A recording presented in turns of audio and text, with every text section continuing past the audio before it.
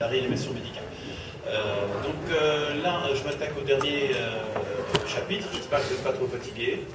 Donc il s'agira des segmentectomies et des résections atypiques. Donc le plan d'exposé sera les segmentectomies, on verra de 1 à 8, mais pour des raisons didactiques, j'ai laissé le segment 1, le gros morceau à la fin, et on verra aussi les résections atypiques, à savoir les hépatectomies non anatomiques et les tumorectomies assez rapidement. Donc je rappelle toujours sur une anatomie du foie éclaté que les segments 7 et 6 sont des segments qui sont tout à fait postérieurs.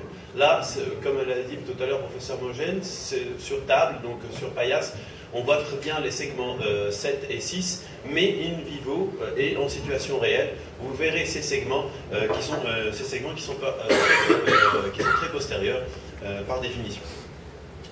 Un point de vue technique aussi, je parlerai après des clampages intrahépatiques par ballon portal. Au fait, cette technique permet donc un clampage, un contrôle pédiculaire, et elle ne se conçoit pas que par une échographie péropératoire qui permettra de repérer la veine segmentaire donc, du segment en question. On introduira donc un trocar jusqu'à la veine concernée, et on gonfle un ballonnet qui permet une exclusion du segment à opérer.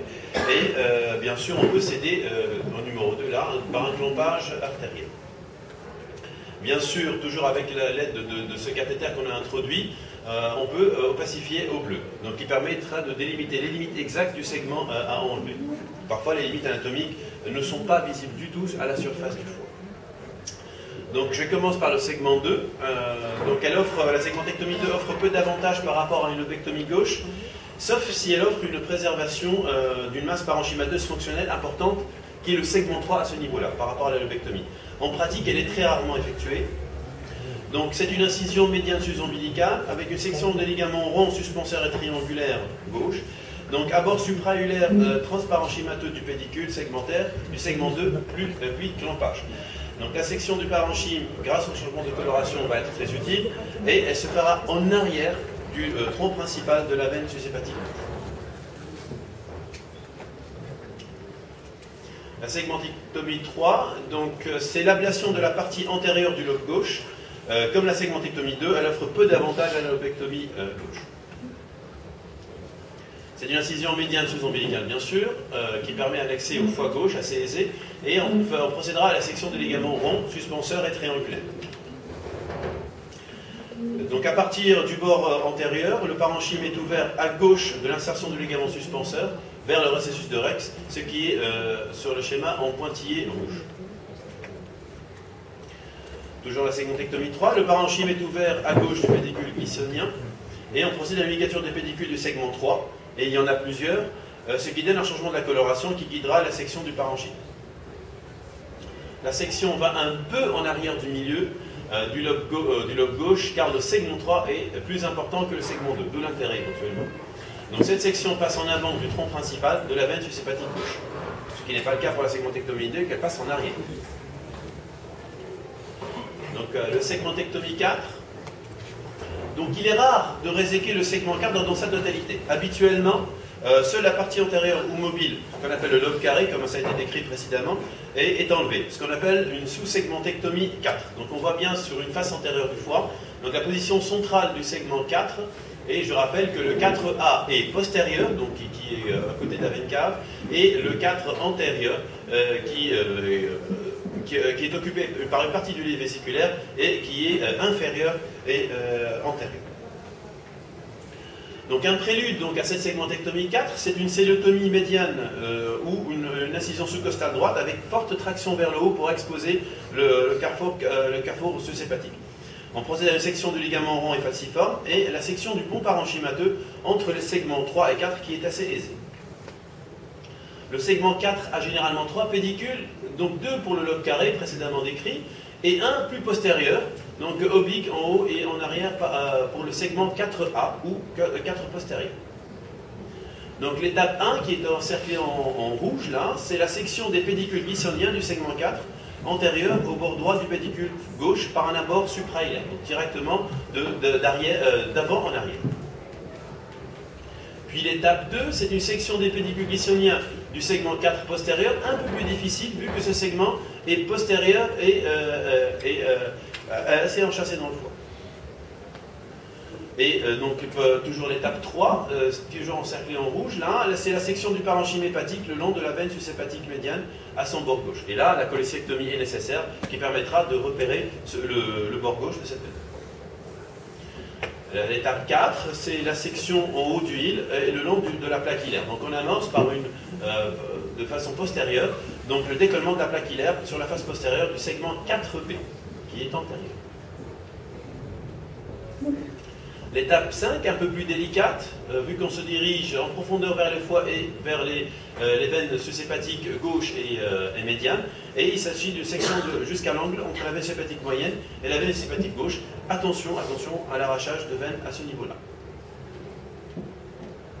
De petites remarques, donc on peut lier la veine sus-hépatique médiane sans conséquence, parce que le drainage du foie droit se fait par la veine sus-hépatique droite, et il n'y a pas de ligne de démarcation repérable entre le segment 4 et le segment 1, qui est un segment très postérieur, et attention à l'hémorragie.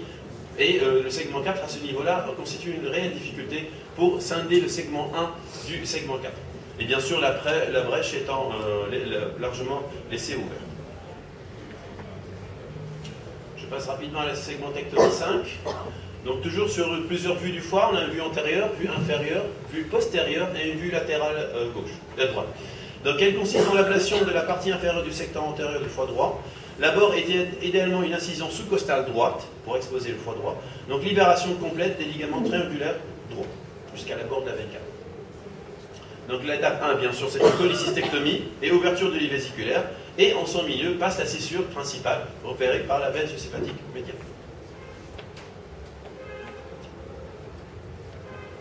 L'étape 2. Donc on peut, pour le contrôle pédiculaire, il peut être soit électif par de deux manières, donc une dissection du pédicule droit antérieur par un abord suprahilaire comme on a vu pour les autres segments, ou bien un contrôle de la branche portale du pédicule hépatique qui est disséquée jusqu'à la bifurcation sectorielle droite. Ou bien c'est un contrôle pédiculaire qui est le plus courant, le plus aisé à notre étape. Donc, il peut être aidé par une injection de bleu de méthylène permettant le repérage exact des limites anatomiques du segment 5. L'étape 3 est une section du parenchyme hépatique le long de la veine sus-hépatique médiane à son bord droit. Et bien sûr, l'échographie péropératoire est d'un grand secours pour cette étape. Identique, cette étape aussi se conçoit sous échographie péropératoire. L'étape 4 qui est une section du parenchyme hépatique le long de la veine sus-hépatique droite à son bord gauche.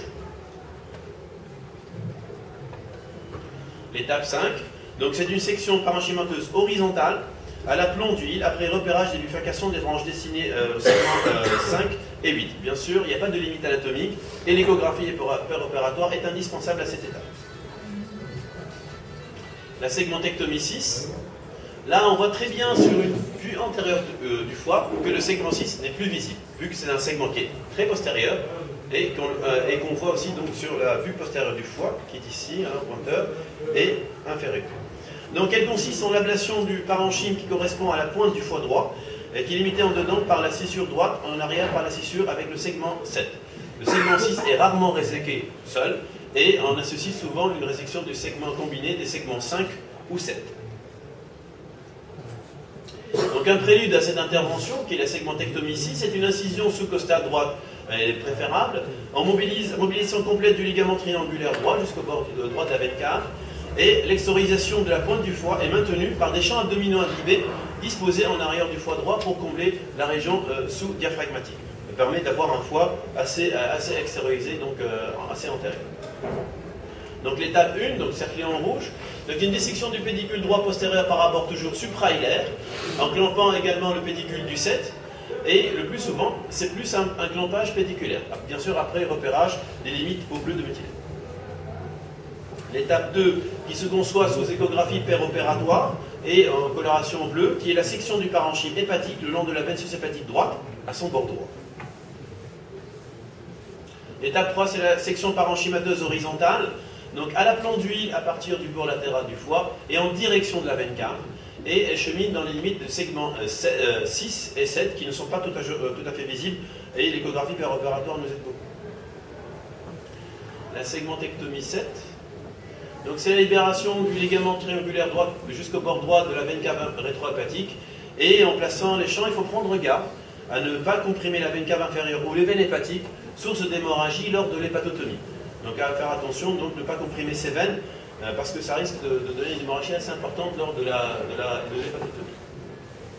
Donc l'étape 1, c'est l'abord du pédicule droit postérieur par une approche hilaire ou suprahilaire, mais principalement on opte pour un clampage intrahépatique par ballonnet. Donc on pratique un clampage pédiculaire, mais qu'on réalise après repérage des limites exactes bleues. Et le contrôle de la veine sushépatique droite est souhaitable et son trajet est identifié par une échographie péropératoire.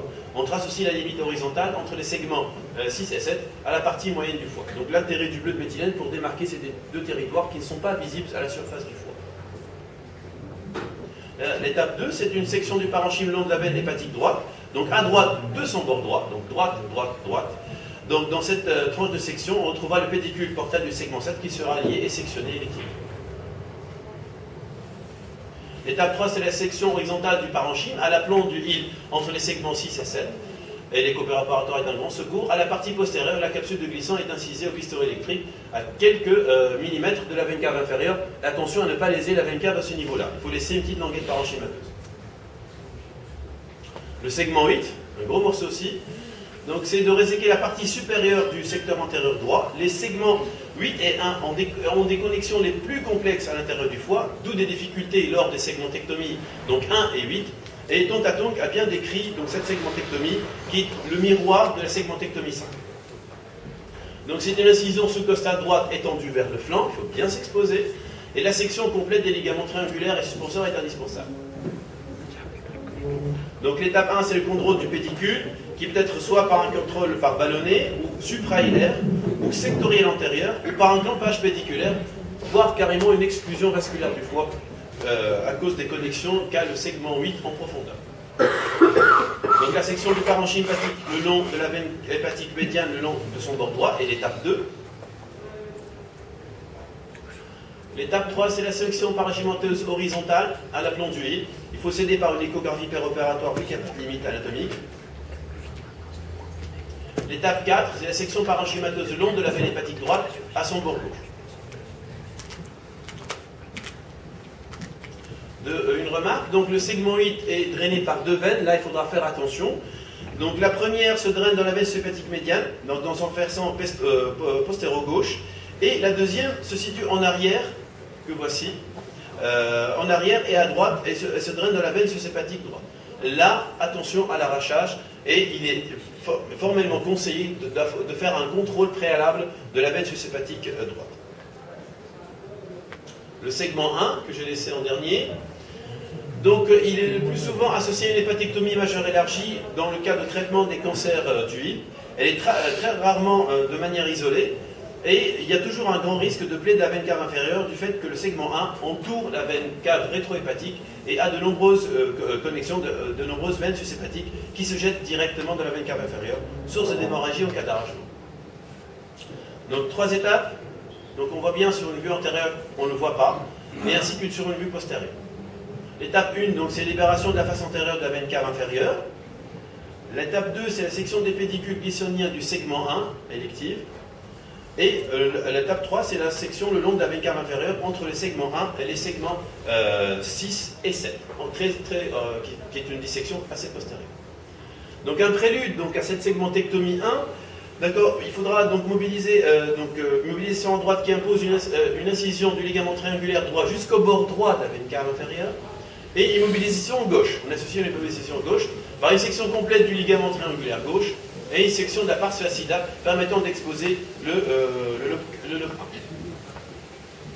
Donc l'étape 1, donc, je l'ai cité tout à l'heure, donc c'est libération de la face antérieure de la veine cave inférieure et ligature des veines hépatiques. Cette libération se fait de droite vers la gauche. On sépare complètement la veine cave du lobe de Spiegel par des ligatures appuyées progressives des veines hépatiques. Tout à l'heure, on a vu sous celluloscopie que ces ligatures se font électivement au clip et de façon très soigneuse. C'est un temps très difficile, surtout s'essuyant en tumeur volumineuse, et on doit clamper la veine hépatique droite et le tronc commun pour parer à toute hémorragie intempestive. L'étape 2, c'est un contrôle de la vascularisation artérioportale. On ne pourra pas clamper un pédicule qui est bien, parce que le segment 1 n'a pas de pédicule bien évalualisé. Donc on va contrôler en clampant notre emporte, soit par une exclusion vasculaire sans clampage de la veine cave inférieure, ou il est vivement conseillé de procéder à une exclusion vasculaire totale, donc voici un geste lourd, avec un clampage de la veine cave inférieure, qui est très souvent nécessaire, et surtout, c'est une mesure très prudente. Et d'où la lourdeur de ce geste-là. L'étape 3, c'est une séparation du segment 1 et du segment 4, qui est une étape tout aussi délicate. Il faudra suivre le plan arrondi autour de la veine cave inférieure de la droite vers la gauche, au niveau d'insertion de ligament d'Aronsus. On continue à lier électivement les pédicules portaux à la face postérieure du voilà. Là, je passe donc aux résections atypiques, à savoir les hépatectomies non anatomiques et les tumorectomies assez rapidement. Les hépatectomies donc non anatomiques, donc ce sont des exérèses qui sont limitées, souvent centrées sur la tumeur, car le risque de laisser le parenchyme hépatique non vascularisé est assez important. L'échographie de péropératoire est indispensable et précise les rapports vasculaires sus hépatique et glyconiens et l'extension de la lésion surtout en profondeur, parce qu'on peut avoir toujours des surprises. La deuxième étape, c'est une section parenchymateuse qui se fait à 1 cm de la lésion. On peut repérer ce centimètre grâce au doigt, donc à la palpation, ou bien sûr à l'échographie péropératoire qui délimitera le centimètre où on doit sectionner au-delà de la masse tumorale. Donc on aura électivement les pédicules glyconiens sus-hépatiques dans la tranche, et bien sûr la vérification de l'hémostase et de la bilistase. En absence d'un plan anatomique, le risque de fuite biliaire ou d'hémorragie est assez important. Donc les ligatures doivent être électives et en cédant en une pacification de bleu par le drain transcystique. Donc attention aux fuites dans la tronche de section. Un dernier mot sur les tumorectomies. Dans ce cas, l'exérèse n'enlève que la tumeur. Donc le plan de section, c'est la limite qui est facilement identifiable entre la lésion et le parenchyme. Et bien sûr, à ne pas réaliser en cas de tumeur maligne. Elle est indiquée pour les kysatiques du foie, dans un traitement qui n'est plus conservateur, mais plus un traitement donc assez radical, en enlevant le périkyste. On peut l'indiquer aussi dans le traitement des hyperplasies nodulaires et focales, des adénomes ou des angios. Voilà, les difficultés engendrées par la lésion qui repousse en profondeur et lamine des structures vasculaires qui se trouvent dans les zones étroites peuvent engendrer des plaies vasculaires. Donc attention, même pour des lésions bénignes, et particulièrement les kysatiques du foie, qui est une maladie très répandue sur nos cieux. Donc, et bien sûr le cas des angiomes, on a l'utilité du clampage de l'artère hépatique qui permet l'affaissement de la tumeur, et cette artère hépatique, ce soit l'artère hépatique moyenne, et attention à une artère hépatique gauche, donc aberrante, qu'il faudra clamper électivement, qui permettra donc d'extirper l'angiome sans grosse difficulté. Voilà. Donc j'ai terminé, et là je vous conseille vivement cet ouvrage, donc qui est la chirurgie du foie d'hypertension portable, des éditions Masson, et c'est un bouquin qu'on doit avoir et qui nous aide beaucoup à comprendre et étudier et avoir de bonnes références sur cette chirurgie assez délicate. Je vous remercie pour votre attention. Là, je sais pas. Voilà. Je pense que je voudrais tout d'abord exprimer ma satisfaction. C'est une satisfaction de tous les orateurs de vous voir aussi nombreux, de vous voir aussi attentifs, aussi vigilants. Je ne saurais bien évidemment insister sur l'apport de l'anatomie, l'apport de la radiologie, l'apport de l'anesthésiste et qu'on qualifie en tant que chirurgien en faisant baisser la pression veineuse centrale comme étant l'hémostase anesthésique. C'est un terme qui n'a pas été exprimé, mais c'est un point particulièrement important. On a été donc dans, bien sûr, les